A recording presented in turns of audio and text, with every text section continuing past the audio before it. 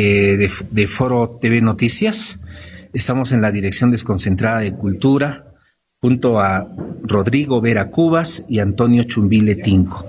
Ellos son editores de un libro que, bueno, es una antología de poesía que tiene que ver mucho con las reflexiones que tenemos que desarrollar en torno al estrés hídrico por el cual estamos atravesando, no solamente en la región Puno, sino en todo el país.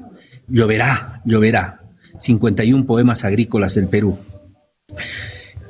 Ambos han preparado la selección y el prólogo de este hermoso libro desde el punto de vista de la edición. Rodrigo, muy buenas noches. El pueblo de Puno te agradece la presencia en esta tierra que se considera cuna de los incas, porque los incas, ¿no?, desde el punto de vista mítico salieron de aquí.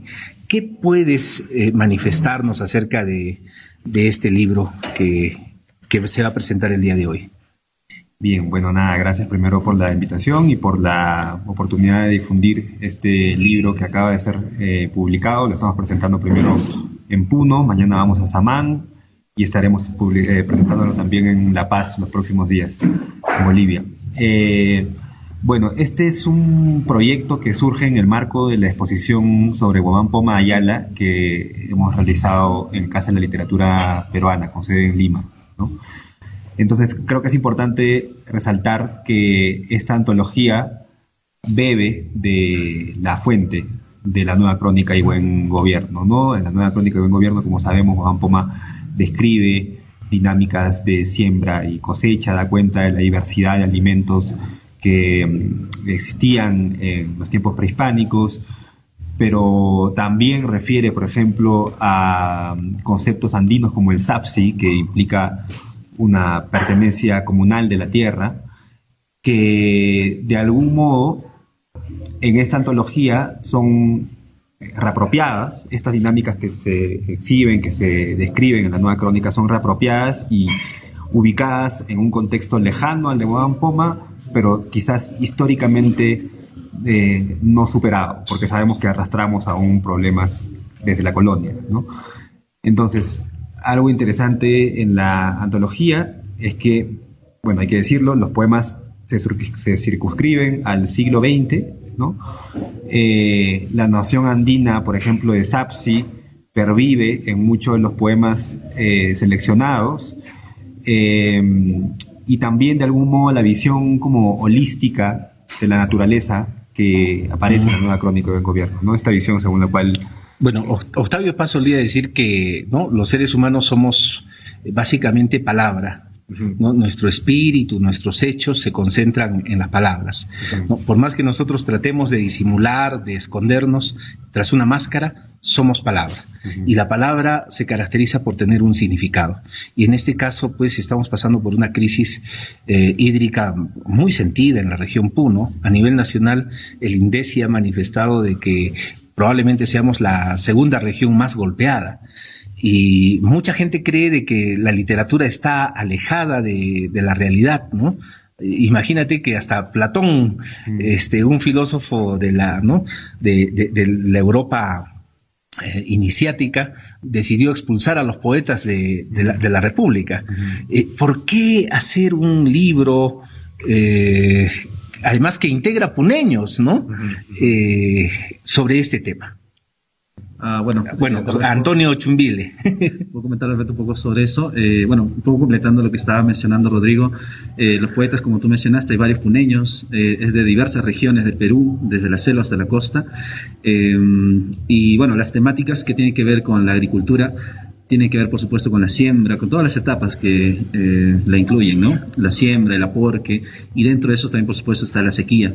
Muchos poetas se han encargado también de retratar no solo las penurias y los dolores que de repente provoca la sequía en una comunidad, sino también la forma en que muchos campesinos a lo largo de varios siglos se han enfrentado a ellos, ¿no?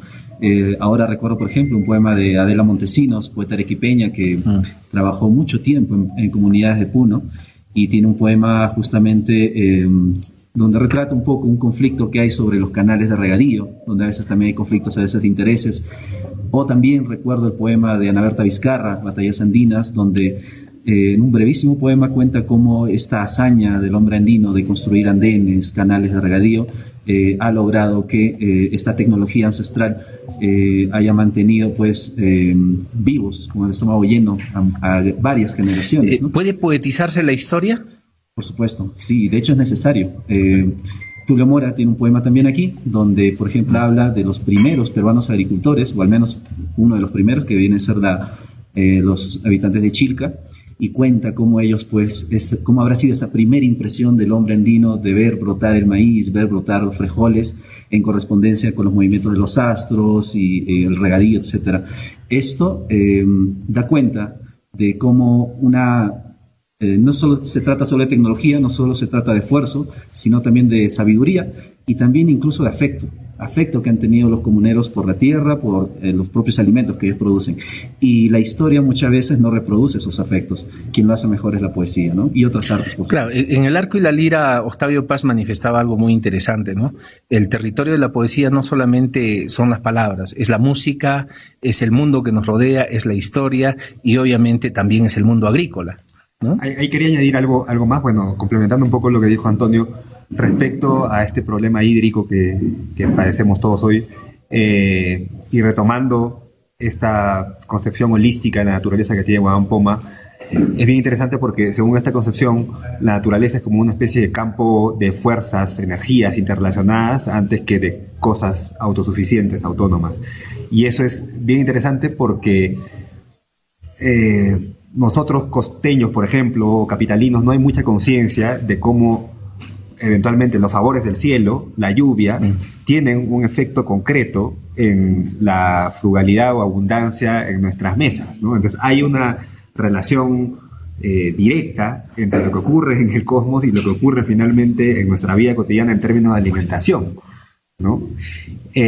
A propósito de lo otro que mencionabas, como la palabra no es solamente representación, sino también eventualmente musicalidad, visualidad. Me parece que algo interesante de la antología es la variedad de visiones que hemos recogido para acercarse al problema de la agricultura, ¿no? No son solo poemas líricos, por ejemplo, hay muchas como arengas líricas, hemos recogido décimas, hemos cogido huaynos como el de Washington Delgado, pero también, lo cual es poco usual para una antología de poesía que remite a la agricultura, al problema agrícola o poesía campesina, poemas visuales, incluso poemas conceptuales. De Juan Ramírez Ruiz, por ejemplo, hemos recogido dos poemas que son una especie de diagramas conceptuales, bien en una onda vanguardista, digamos. Y claro, Horaceriana. Y algunos poemas visuales también de José Luis Ayala, ¿no? Poeta puneño. Aymara. De repente algo para agregar también, justamente tomando en cuenta que la naturaleza es un campo de fuerzas interrelacionadas y que cada pequeño movimiento afecta a todo lo demás. Justamente la falta de agua que tenemos actualmente se debe en gran parte a que, se puede denominar incluso como sistema capitalista que ha generado ahí un desorden dentro del ciclo natural, en el cual en la sabiduría ancestral se sabía que la tierra no es solamente un espacio para producir, sino también es un espacio que requiere descansar, un espacio que requiere cuidado, cariño, respeto, ¿no? No es solamente un espacio al que uno pueda sacar simplemente lo material, ¿no? Pues bien, varios de estos poemas hacen un llamado, una invocación a la necesidad vital de mantener ese ciclo, de respetar ese ciclo natural. Si no, vamos a tener que sufrir todavía más las consecuencias de eso, como le ya... Bueno, en la tradición japonesa, en los haikus, es común encontrar poemas a la naturaleza, a la lluvia, sí, ¿no? También en la poesía china, ¿no? En el Perú esta tradición es, por lo que veo en el libro que ustedes han compilado y seleccionado, también es existente. Sí, yo creo que algo interesante también de esta antología es que quizás te permite por allí distinguir algunos conceptos que suelen ser motivo de antologías, ¿no? Esta no es una antología de poemas a la naturaleza propiamente, ya, como por ejemplo podría ser... El territorio no es la naturaleza. no son poemas naturalistas, todos no son poemas bucólicos, por ejemplo, ¿no? En la mayoría de estos poemas, algunos nos pueden gustar más que otros, pero digamos que se mantiene una visión más o menos contemplativa de la naturaleza, ¿no? En donde el sujeto está allí para observarla, para contemplarla, tal. Esos son poemas agrícolas, en ese sentido, el tema del trabajo. Entonces, lo que ustedes han hecho es crear un nuevo canon. Sí, porque, no de la poesía agrícola. No sé si tanto crear un nuevo canon, pero sí, creo que se diferencia, ¿no? Creo que sí se diferencia a otras antologías que han habido de, por ejemplo, poesía campesina, ¿no? Escrita por campesinos, donde se reivindica la cuestión identitaria, ¿no? De que quien escribe es un campesino, ¿no? O otras varias antologías sobre poesía andina, por ejemplo. ¿Y cuántos puneños están en esta antología? Me parece que son 5 o 6. Vi Félix Ayala, a Efraín Miranda, Efraín Miranda, Mercedes Bueno Morales, Peralta, Alberto Cuentas, Emilio Vázquez. En total son, me parece, 7. sí. Bueno, amigos televidentes, hemos estado con Rodrigo Vera Cubas y con Antonio Chumbile. Ellos han, como lo había manifestado al inicio, seleccionado 51 poemas agrícolas del Perú. Muchas gracias por su atención, muy agradecido. ¿Algún mensaje para la ciudadanía puneña? ¿Dónde se puede encontrar el libro después de la presentación, ¿no? Un poco para romper el hielo. Claro, hacemos un llamado de repente a, en los pocos días que hemos estado aquí, hemos visto una riqueza cultural impresionante realmente en todas las manifestaciones de la cultura y en cuanto a los libros también. Y es por eso que hacemos un llamado, ¿no?, a los puneños a que visiten a sus bibliotecas, ¿no? La biblioteca Gamaliel Churata o la biblioteca Sendocte, que está muy, muy nutrida. Ahí estamos dejando ejemplares también de estos libros y los pueden consultar ahí gratuitamente, ¿no? Bueno, muchas gracias, Rodrigo, Antonio. Muchas gracias. A ustedes, ¿sí? Gracias.